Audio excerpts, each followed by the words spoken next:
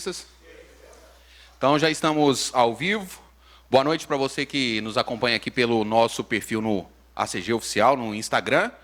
Na bancada, o técnico Eduardo Souza. Agora há pouco o Atlético venceu 3-1 Paranoá aqui no CT do Dragão. Vamos à entrevista coletiva. Ô, Eduardo, uma avaliação desse jogo treino, é importante você falar dele especificamente, porque é o último teste antes do Goianão. E se você vai contar para a estreia com os ausentes de hoje, os dois titulares de linha, né? Porque o Loureiro não vinha jogando mesmo, chegou depois, que é o Ramon e o Baralhas. Boa tarde a todos. Boa tarde, satisfação, hein? Satisfação. Você é fera. Primeiro, eu acho que foi muito válido, né? Enquanto a gente manteve ali a equipe com algumas trocas, mais dos profissionais, nós tivemos um controle do jogo, né? Acabamos sofrendo apenas numa bola parada ali, que eu até cobrei eles que o jogo estava controlado, e você tem um vacilo e no campeonato isso não pode acontecer. Precisamos ainda evoluir muito, que isso é natural, né? Vem da pré-temporada. Teoricamente, nós fechamos ela hoje, né? A partir de amanhã já é pensando no jogo realmente do Grêmio Anápolis e depois nos outros jogos.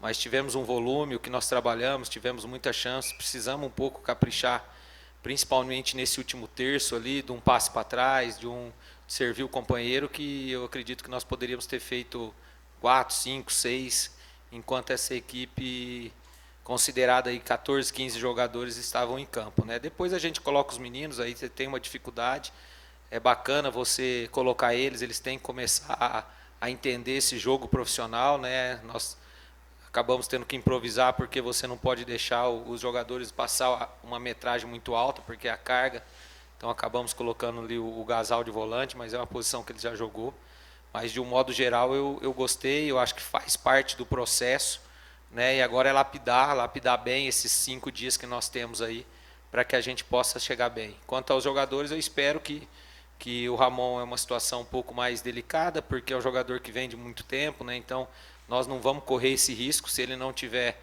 se tiver o mínimo risco, ele não deve participar, mas você tem que esperar. Mas a gente está bem servido ali do Michel, que já jogou vários jogos, o próprio Emerson, a evolução muito boa hoje, já evoluiu muito. E o Baralhas, eu acredito que ele não vai ter problema. Nos próximos dias aí ele já deve estar treinando normalmente com o grupo. Eduardo, boa tarde. Em algumas oportunidades você declarou que quer um time mais agressivo em 2023 e a gente pôde perceber que você vai ter uma dor de cabeça boa em relação ao ataque, né? Os 4 jogadores que atuaram desde o início da pré-temporada vêm treinando bem, fazendo gols. Cito o Kelvin, o Igor Torres, Luiz Fernando. A gente tem aí, né, no dia a dia aqui, como setorista do Atlético, né, meio que uma formação já definida para a estreia, mas daqui para esses próximos 5 dias, pode haver aí uma variação na formação ou algo diferente do que a gente viu hoje no jogo treino? Não, o que você pode mudar é, às vezes, um posicionamento, né? O Luiz jogar por dentro como um segundo atacante, o Shailon por fora. Dentro do jogo você pode fazer isso, o Ayrton jogar pelo lado esquerdo, mas assim, hoje nós temos uma base, né? Nós partimos dessa base, no primeiro momento, sem aquele homem de referência, porque o Igor estava chegando, né?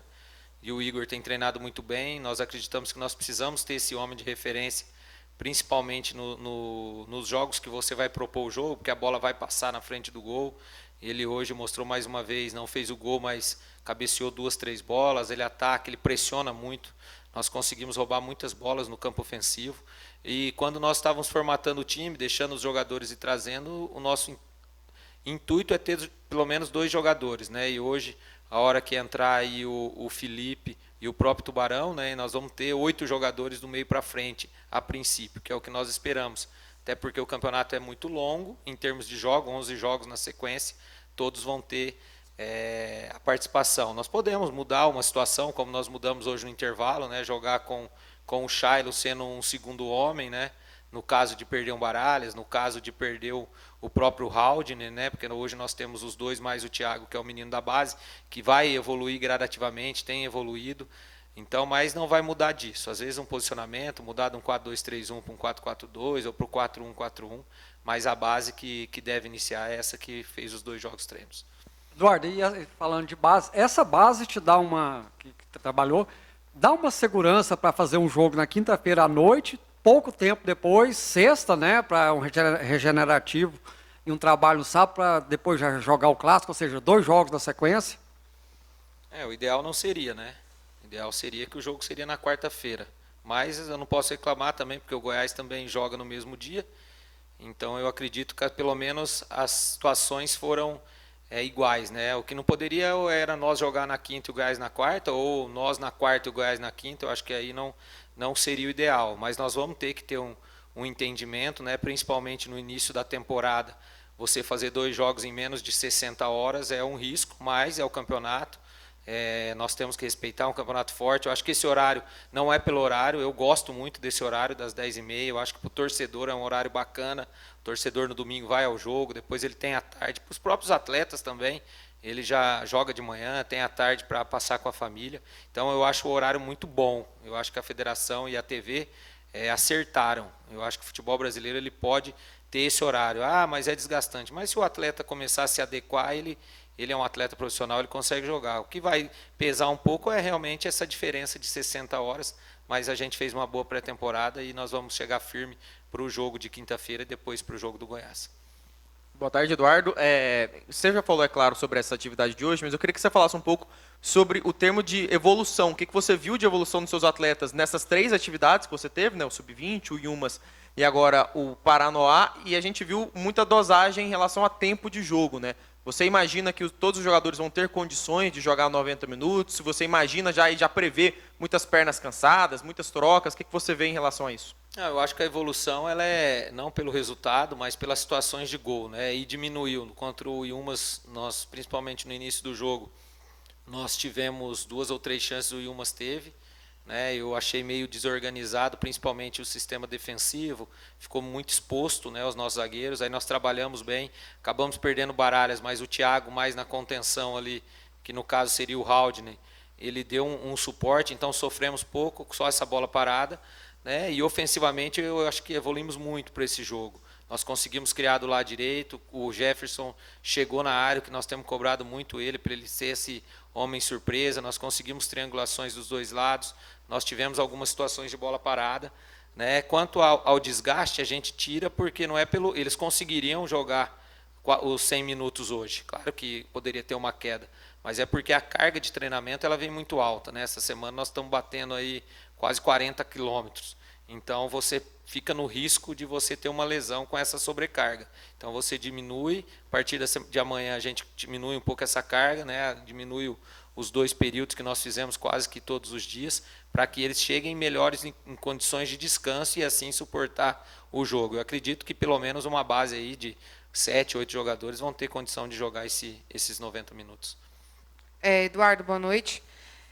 Na sua visão, o Atlético está pronto para a estreia? Pelo planejamento que você fez quando começou a pré-temporada, o time hoje está no nível que você esperava? Natália, nós vamos evoluir ainda nesses 5 dias, né? Porque agora você vai... Eu acho que, como eu falei, do jogo do Inhumas para cá nós evoluímos, nós pegamos o vídeo do jogo, corrigimos algumas situações e nós vamos corrigir nesse período. Eu acho que para uma estreia nós vamos estar num nível bom, principalmente físico. Eu vejo os jogadores num nível competitivo alto, de não tão desgaste. A maioria das situações, até pelos 30 dias, né? Às vezes, quando você tem 20 dias, você força muito a parte física e a perna chega muito pesada. Claro que o ritmo de jogo ele ainda vai ser ganho gradativamente, tem o período competição, né, que você vem para um jogo treino, você não se prepara, entre aspas, você não se concentra, você não tem aquela alimentação de jogo. Então eu acredito que nós vamos estar num nível bom, como todas as equipes. E claro, você vai evoluir dentro da competição, né? Isso é normal. Teoricamente, você no 3º, 4º jogo, você acaba atingindo um nível de performance, mas eu acredito que dentro do que nós planejamos está tudo correndo dentro do possível. E o mais importante, né? Tirando o Ramon aí que teve o Mikael lá atrás, e o Ramon que teve um pequeno problema, pode levar um pouquinho mais. Acho que todos vão chegar aptos para a estreia, isso é importante. Sobre essa lesão do Ramon, aí você hoje colocou o Michel, depois colocou o Emerson Santos, e por conta da lesão do Emerson no ano passado, ficou toda uma expectativa do torcedor para vê-lo em campo.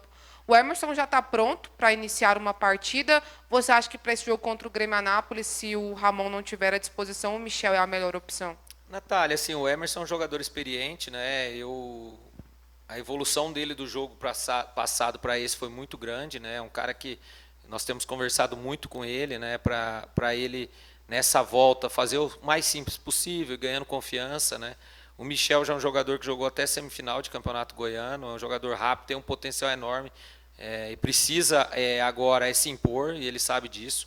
Nós vamos trabalhar a semana, vamos ver a evolução do Emerson, vamos ver a evolução do Michel, mas independente de quem inicie, nós vamos estar bem servidos. Na sua entrevista anterior, Eduardo, você falou do elenco, que ainda precisava de uma ou outra peça, citou um atacante de lado, citou lá atrás, um volante. Chegou o Tubarão, chegou aí também outro reforço, né? O Iago. Está satisfeito? Nesse momento o Atlético não precisa de contratação para começar a temporada? Eu acho que nós precisamos, isso é sabedor dentro do clube, de mais um volante, né? Porque nós perdemos o Val dentro do processo, que eram 4 volantes e mais o Thiago, que era um menino promissor. Então nós estamos tentando, mas também nós não vamos trazer por trazer. O Atlético não tem por essa característica.